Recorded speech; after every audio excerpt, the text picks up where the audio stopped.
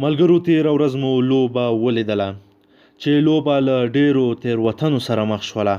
خصوصا افغان لوبډلمشر ګلبدین نایب ډېرې زیاتې تېروتنې وکړلې چې دا تېروتنې د بخښلو نه دي او افغانستان کرکټ بورډ باید له ده څخه وپوښتي چې ده ولې داسې لوبه وکړله. آیا ده پیسې خوړلې وې او یا څه ستونزه بله وه؟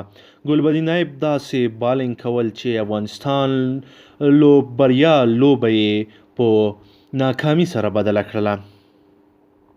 دا لوبه به داسې کیږي، ګټله لوبه یې وبایلله. کپتان داسې کپتان چې اوپنري هم خپله کوي او بالینګ هم په خپله کوي.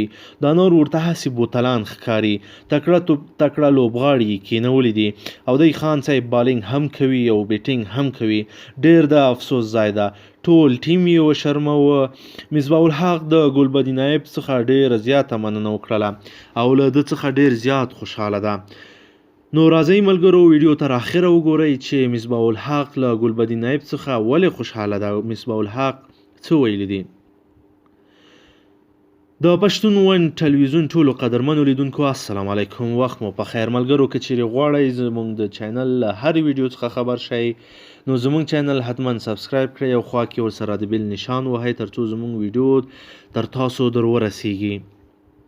د پاکستاني لوبډلې پخوانی لوبډلمشر مصباح الحق له افغاني اوسني لوبډلمشر ګلبدین نایب څخه مننه کړې چې 46م اوور ته راغی. د 4 څلوریزو په ملتیا یې 18 منډې عماد وسیم ته ورکړې. نوموړي ویلي په 45م اوور کې لوبه یو خواته کړه او وروستیو 15 اورونو لوبه بل خواته کړه.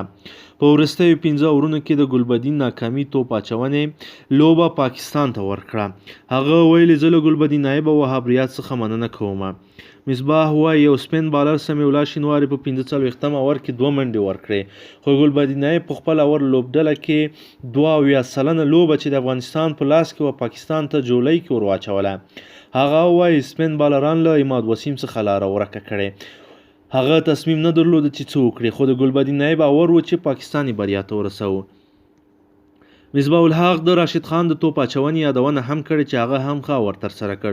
د ویلي دا د پاکستان لپاره ستره لوبه وه او رواني لحاظ یې پاکستاني لوبغاړو ته مثبت مورال ورکړ. د مصباح په وینا پاکستان را روانه لوبه له بنګلادیش سره لري او که دا لوبه پاکستان وګټي کولی شي چې د انګلستان او بنګلادیش د لوبو بایللو په صورت کې پاکستان دوهم پړاو ته لار ومومي. عماد وسیم د افغانستان خلاف لوبه کې په 45 توپونو 9 ناسوځېدلې منډې وکړې. 5 څلوریزې یې ووهلې او 4 یې په 46م اوور کې په ګلبدین نایب ولوبولې.